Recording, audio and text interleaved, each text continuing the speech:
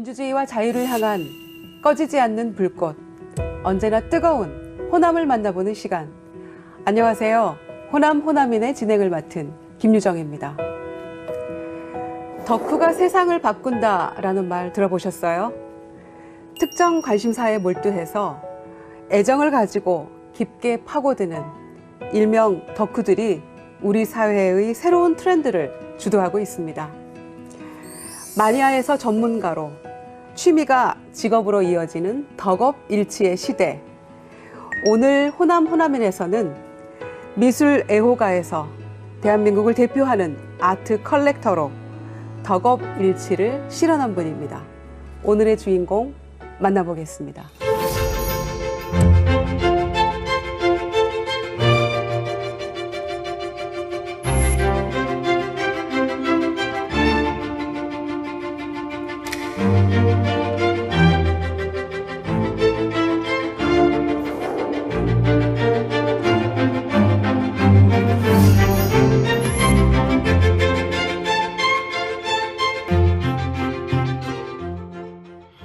호남호남인, 오늘은 50년 동안 다양한 미술품을 수집해 오신 아트 컬렉터이시죠. 인형아트센터의 문흥 대표님 모셨습니다. 어서 오세요. 안녕하세요. 안녕하세요. 네. 이렇게 돼서 영광입니다. 호남호남인에서 아트 컬렉터로서는 처음 모시는 거거든요. 그래서 오늘 궁금한 점도 많고 아마 저희 시청자들께서도 굉장히 반기실 것 같다 이런 생각이 드는데요. 교수로서 강의도 하고 계시고 또 말씀드렸던 것처럼 아트 컬렉터로서도 활동하고 계시고 서예가 정말 요즘 말로 부캐 부자시거든요. 아이고, 별 말씀. 예, 정말 뭐 몸이 10개라도 모자랄 만큼 바쁘게 지내고 계실 것 같은데 요즘에 가장 몰두하고 계시는 일이 뭘까요? 그래서 이제 제가 78년도에 대학 교수를 정년 퇴임을 했는데 네. 우리들이 흔히 정년을 하고 나면 예. 뭐 백수다 뭐다 이런 얘기들을 합니다. 그런데 네. 저는 백수가 아니라 그냥 오히려 현직에 있을 때보다 네. 더 바삐 지내고 있습니다. 그동안에 조금 그 소홀히 했던 사업도 다시 들추고 그리고 저술 활동을 활발하게 하고 있고 네. 또 저는 이제 서예가니까 작품 활동하고 다른 네. 대외적인 활동을 하고 있습니다. 장흥이 고향이시죠? 예, 그렇습니다. 장흥 사람만 장흥을 자흥이라고 한다. 예, 자흥이죠. 자흥이라고 예. 하시더라고요. 고향 자흥 자랑 좀 해주세요. 제 고향은 또 장평면이에요. 장평면. 예, 네. 그러면 길장자 평안할 평자예요. 예. 그래서 늘 그 장흥은 길게 흥하고 그리고 오래 평안하라 예. 하는 그런 건데 예. 문인들이 많습니다. 네. 그 서편제의 이청준 선생, 예. 아제아제 바라제의 한성원 선생, 예. 그리고 녹두장군의 송기숙 선생. 우리 장흥은 문학특구로 예. 지정이 돼 있고 문흥 교수님이 뽑아주신 첫 번째 키워드 became입니다. 되었다, 되어졌다 뭐 이런 뜻인데요. 예. 어떤 깊은 의미가 있을까요? 글쎄 이제 제가 이 말씀을 드리면 예. 너는 어떻게 지조도 없이 살았냐라고 반문을 할 수도 있어요. 그게 왜냐하면 무슨 뜻일까요? 뭔가 목표를 두고 살아왔어야지 사람이. 네. 너는 물 흐르는 대로 되어졌다 became. 네. 그게 좀 이상하잖아 이러냐게. 그러나 다만 저는 하루하루를 정말 내가 생각하는 내가 목표하는 것을 열심히 살아왔더니 지금 71년 동안에 네. 어떤 한 점을 찍게 됐어요. 예. 내가 막 의도적으로 그렇게 했다기보다는 예. 내게 주어진 일을 끊임없이 계속 학무지경의 자세로 해왔더니 이렇게 되었다. 그래서 예. 예. 저는 became이라는 말을 예. 되어졌다고 하지 내가 막 내 의지로 되었다. 예. 그런 말보다는 더 제가 순응하고 삽니다. 예. 아니, 제가 듣기에 경영학도 셨다고 들었거든요. 그런데 이쪽 서예나 또 뭐 이 미술 쪽에 어떻게 지금 그렇게 이어져 왔는지 좀 듣고 싶어요. 예. 제가 52년 3월생인데 예. 저희 어머님이 46에 저를 낳았어요. 그 시절에 정말 늦둥이셨네요. 늦둥이도 예. 지났죠. 그 막내 아들에게 예. 제가 이제 학교 다닐 때부터 문학소년이었는데 네. 국문학과를 가란다고 그랬더니 예. 어머님이 예. 그래서 어디서 들으셨던지 막둥아 그건 굴문학과다. 아. 그러니까 굴문학과 가지 말고 돈 버는 학과를 가라. 그래서 이제 경영학을 공부를 하게 되었죠. 공문과 먹고 살기 힘들다. 예. 어떡할래 이러셨네요. 예. 그런데 이제 학교 다닐 때 서클에서 끌려간 곳이 예. 서예반이었고 네. 서예를 그때부터 이제 우리 광주뿐만 아니라 우리 한국 서단의 최고 어른이었던 네. 학정 이도능 선생님 문화에서 예. 50년을 서예를 하게 되었습니다. 아, 그렇게 되셨네요. 이 아트 컬렉터로서 50년간 그 길을 걸어오셨잖아요. 네. 첫 계기가 있으셨을 것 같아요. 서예반에서 글씨를 쓰니까 예. 자기의 그 글씨를 네. 표구를 해야 되잖아요. 네네. 그래서 그 표구점을 자주 드나들게 됐어요. 저보다 한 2살 연배이신 그 형이 네. 저를 이제 입바라게 해주고 네. 어느 날 나한테 웅이 너 돈 있냐 그래요. 그래서는 얼마 있다 그랬더니 그냥 다짜고짜로 그거 가져오라는 거예요. 우리 어머님 표현대로라면 무슨 너는 젊은 놈이 너를 사왔냐 그래요. 우리 호남 사람들에게 너이라는 건 사람 관이에요. 그렇죠. 예. 근데 그 병풍을 예. 케이스에 담아 놓으니까 예. 그것이 어머니 볼 때는 그렇죠. 예. 널이죠. 예. 두께가 상당하잖아요. 예. 예. 그랬는데 그게 의제 허백년 화백의 아. 열폭 병풍이었습니다. 그 귀한 병풍이었네요. 예. 정말. 그래서 이제 예. 저는 이제 미술품을 누가 접하고자 한다고 하면 인격적으로 신뢰할 수 있는 사람의 조언을 들어라. 예. 그분의 조언에 따라서 그냥 아무것도 모르고 샀어요. 첫 수집품이었네요. 예. 그래가지고 77년, 거의 71년인데 예. 제대를 하고 와서 예, 이제 예. 대학원 다닐 때인데 형님이 그걸 너 지금 갖고 있지? 그래서 우리 어머니 농 위에 이렇게 있다. 예, 그랬더니 예. 가지고 오라는 거예요. 그래서는 그걸 갖고 갔어요. 예. 그랬더니 그 시절에는 그라나다라는 차가 있었는데 네. 그 차 탄 사람이 그걸 사가요. 어. 근데 저는 뭐 반다 말도 뭣도 말도 없이 그냥 형이 하라는 대로 했어요. 예, 그 그랬더니 형님이 알아서 해주셨네요. 예, 그랬더니 예. 내가 샀던 금액의 한 4배 가격을 받았어요. 그래갖고 깜짝 놀라셨겠어요. 예, 저를 주는 거예요. 그래서 예. 아니 웬 그림도 돈이 되냐. 예. 그때부터. 그러고 중요한 게 문화의 거리 거기를 가다가 보니까 어떤 갤러리에 네. 내가 팔았던 그 작품이 병풍이 병풍이 펴져 있는 거예요. 그래서 들어가갖고 야 이건 내 건데 그러니까는 그 영감님이 예, 예. 내 자식 젊은 놈이 무슨 헛소리 하고 있냐 그러는 네. 거예요. 이거 지금 얼마가요? 그랬더니 이거 뭐 팔았으면 됐지 뭘 물어보냐. 그래서 예. 그래도 아이 내 거 아니니까. 예. 그랬더니 내가 팔았던 금액이 벌써 반이 올랐어. 어머. 내가 앞으로 내 손에 작품이 들어오면 예. 어떤 경우도 예. 팔거나 누구에게 주지 않는다. 아. 그러면은 그 뒤로는 절대로 구입하신 손에 들어온 작품은 팔지 않으셨어요? 제가 이제 살면서 한때 어려운 시절이 잠깐 있었는데 네. 그 어려움을 해결하기 위해서 네. 그림을 한 2-3점 팔면 됐어요. 네. 이 집을 팔자. 살고 있는 집을 팔자. 아이고. 그랬더니 집사람이 한동안 멍하더니 멍하죠. 예, 정말. 약속을 했어요. 네. 대신 이보다 훨씬 좋은 집을 당신한테 내가 사주마. 좀처럼 이해하기 어려운 상황입니다만 정말 가족들의 지원이 예. 따뜻한 지원이 있으셨네요. 스탕달 신드롬이라는 게 있잖아요. 예. 정말 어마어마한 예술 작품 앞에서 막 다리가 떨리고 심장이 막 빠르게 뛰고 막 교수님 어떠셨는지 궁금합니다. 그런 경험이 있으신지요? 그 작품을 딱 보면 예. 누구 작품인지는 몰라도 예. 아, 참 좋다 하는 느낌이 오는 작품들이 있어요. 그 자기가 첫째는 마음에 끌리는 작품을 사라. 네. 단 이것을 가치, 밸류로 볼 것인지 네, 네. 프라이스, 가격으로 볼 것인지는 마음에서 먼저 정리를 해라. 네. 내가 좋아서 사면 이게 안 오르더라도 네. 내가 좋다 그러면 그건 그냥 가치로 봐라.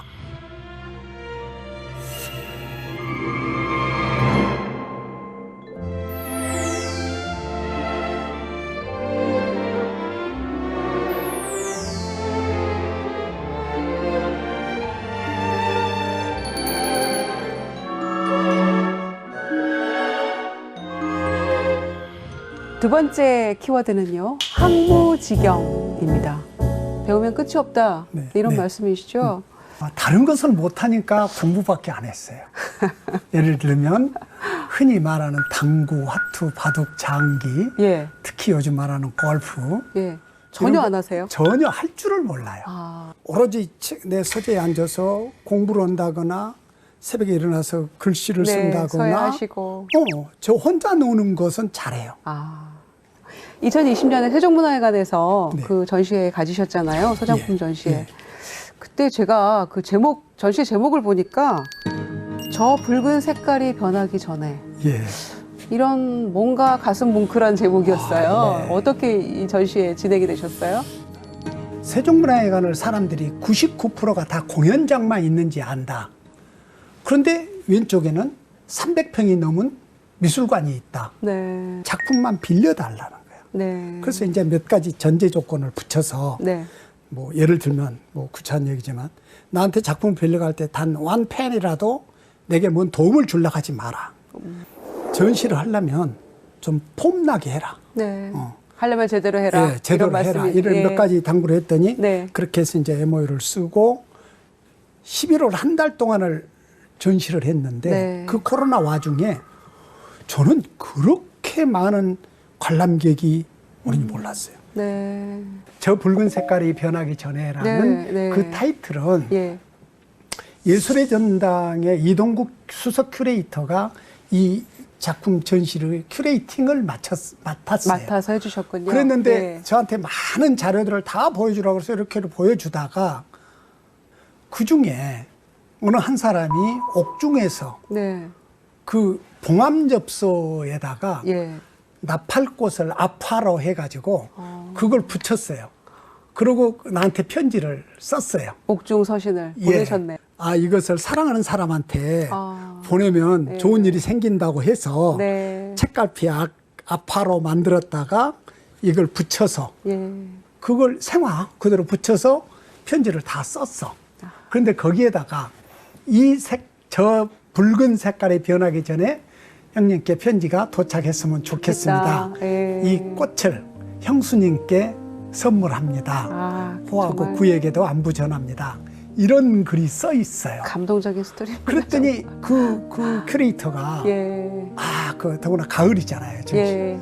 이걸 타이틀로 뽑겠다는 거예요. 그래서 했는데 그 편지를 저하고 3년 동안 주고받은 작가가 네. 누구세요? 홍성담 작가.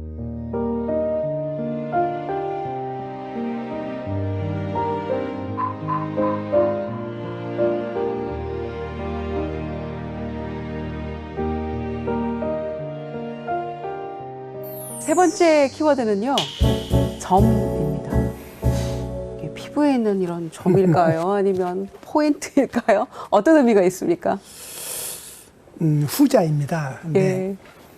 뭐 제가 거대한 무슨 인생의 담론을 논하는 사람도 아니고 71년 전에 6.25 동란 중에 네. 46의 어머니가 나를 왜 낳으셨을까? 그럼 이 세상에 지금 71년 동안 살면서 네. 사회적인 혜택, 물론 첫째는 우리 어머니가 나를 낳아주셨다는 거, 그리고 지금의 문웅이가 있기까지 예. 여러 가지로 사회에서 받은 바가 많은데 내가 그냥 어느 날 갑자기 호련히 죽고 만다. 그러면 지원 혼자 잘 먹고 잘 살다가 가느냐? 뭔가 이 세상에 태어났으면 예. 왔다 간 흔적을 납니다. 점 하나 찍고 가자. 그러면 그 점이 그 사람의 분량대로, 네. 그 사람의 그릇대로, 아니면 그 사람의 철학대로 그 점을 찍는 거예요. 제가 보기에는 뭐 예술학의 선도자로서의 그 점일 수도 있고요. 1세대 아트 컬렉터로서의 어떤 그런 삶의 어떤 기준점, 이런 거일 수도 있겠고요. 후학을 위해서. 그래서 그런 의미에서 실제로 젊은 작가들을 위해서 인형미술상 오랜 세월 후원하고 계신다고 들었어요. 그러니까 그분들에게는 정말 그 삶의 의지가 되는, 또 예술활동을 계속할 수 있는 그런 후원자로서의 어떤 내 삶의 기준점이 교수님이 되어주고 계시는 거거든요. 그것도 사실은 그게 이제 너무 막 떠벌리고 자랑할 일이 아닌데 그래도 지금 벌써 제가 듣기에 18년? 19년째인가요? 예. 근데 너무 오랜 세월이네요. 제 아들이 벌써. 이제 모 대학의 서양학과를 졸업하고 대학원을 졸업하고 미국서 유학을 하고 또 네. 박사를 하고 와 있지만 작품 예. 활동을 하고 있는데 네. 학부 졸업전을 하잖아요. 졸전. 졸전을 하는데 하루는 나한테 와서 그러는 거예요. 아빠, 내 친구 중에 하나가 네. 아주 그 재능이 많은 친구인데 그 100호짜리 소극점을 그리려고 돈이 한 100만 원 든대요. 네. 그 캔버스하고 물감하고 하려면 준비하려면, 졸전을 예. 준비하려면. 네, 네. 근데 돈이 없어서 주말이면 가서 늘 알바를 한대. 노가다를 한대. 근데 그 애를 좀 어떻게 아빠가 좀 도와주면 안 되냐. 예. 그래서 제가 이제 그 학생을 찾아가서 날 신분을 숨기고 제 이름이나 우리 아들 이름이나 다 이름이 한자거든요. 예. 외자예요. 예. 그래서 그 가서 금방 들통나시죠. 그 학생한테 나 이 동네 사는 아저씨인데 예, 예. 자네 이 그림이 너무 좋다. 그러니까 못 판대. 그래서 왜 못 파냐 그러니까 어디 전시를 한대요. 예. 이제 졸전에 넣는다. 그래서 네, 네. 그럼 이 전시 끝나면 나를 나한테 팔면 안 되냐. 그러고 내가 제안을 했어요.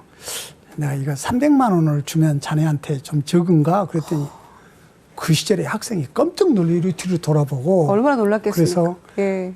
내가 줬어요. 예. 이거 끝나면 이거 나한테 주소. 그러고 왔지. 그러고 났는데 그 다음에 네. 아 이것을 일회로 끝나지 말자. 우리 가족 회의가 있었어요. 네. 그래서 이제 모 대학에 그 서양학과, 한국학과, 조속과 네. 세 개 학과에 졸전을 열 때 그 각과의 교수들이 그 학과 그 졸전에서 졸업 전시에서 전시회에서. 최우수 작품을 선정을 해라. 예, 예. 그러면 그 사람에게 내 아호인 인형을 넣어서 인형 미술상을 주고 예. 그 작품을 내가 매입을 해주겠다. 그러면 그 학생한테는 첫 판매가 돼요. 그렇죠. 내 컬렉션에 들어오는 거예요. 그걸 했더니 그냥 세월이 이렇게 흘렀어요. 그러니까 지금 교수님의 어떤 그런 지원이나 이 따뜻한 배려 이런 것들이 지금 젊은 예술가들에게는 와 성장할 수 있는 그런 정말 나침반 그런 역할도 되어주고 실질적으로 현실적으로도 도움이 되는 그런 계기가 될 것 같아서 이제 50년간 아트 컬렉터로 살아오셨고 또 앞으로도 지금 멈추지 않고 계속 하실 것 같은데요. 마지막으로 교수님께 수집이라는 거 어떤 의미가 있습니까? 우리는 살아가면서 직업 외에 취미를 참 많이들 갖고 있어요. 각자 취미. 네. 어떤 사람한테는 취미를 쓰라 그러면 뭐 독서다, 음악 감상이다, 막 이런 거, 여행이다 이런 걸 하잖아요. 네. 근데 외람된 얘기지만 독서는 취미가 아니에요. 그 좋은 책을 수집하는 게 취미예요. 예를 들면 니무침묵 초간본을 수집한 것이 취미지. 예. 책 읽는 게 무슨 거의 취미야. 음악도 마찬가지예요. 음악 감상 우리가 공기를 마시듯이 음악 듣는 거예요. 그러나 특별한 LP를 구해서 한다거나 음악에 무슨 악보를 수집을 한다거나 이런 게 취미라고. 가능하면 생산적인 거. 그러면 그것을 저처럼 쭉 일생 동안 하다 보면 무능이처럼이 아니라 무능이보다 더한 족적을 남길 수 있을 텐데 꼭 미술뿐만이 아닙니다. 네. 어떤 거라도 네. 자기가 어떤 의미를 두어서 그 의미를 실현하기 위한 것을 꾸준히 대신 그게 좀 발전적인 것을 분석을 해서 그 길로 가보면 참 일생을 좀 아름답게 엮어갈 수 있지 않겠느냐. 네, 삶이 좀 더 풍요로워지고 풍부해지겠죠. 네, 네, 아유, 좋은 말씀이었습니다. 아이고. 호남 호남인 오늘은 아트 컬렉터이신 문흥 교수님과 함께했습니다. 저희는 다음 주에도 더 좋은 모습으로 호남에서 다시 뵙겠습니다.